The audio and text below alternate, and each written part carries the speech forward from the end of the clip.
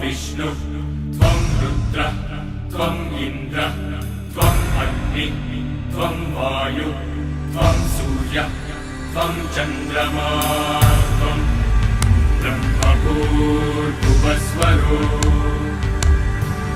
एकदन्ताय विद्महे वक्रतुण्डाय धीमहि तन्नो दन्तिः प्रचोदयात्।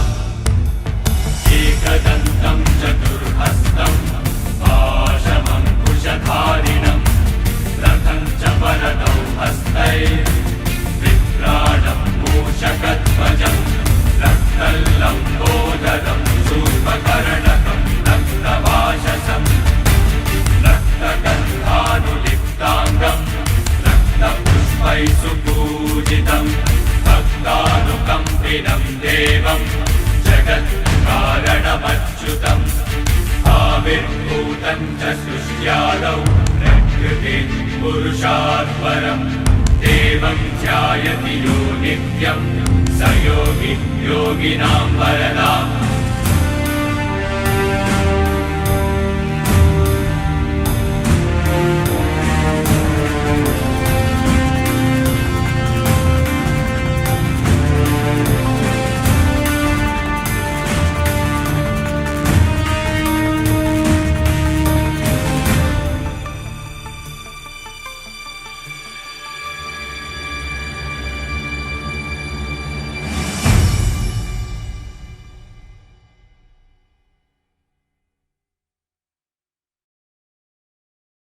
Please do subscribe to Madhura Audio. Please subscribe to Madhura Audios. Please subscribe to Madhura Audio. Please subscribe to Madhura Audio. Please subscribe to Madhura Audio.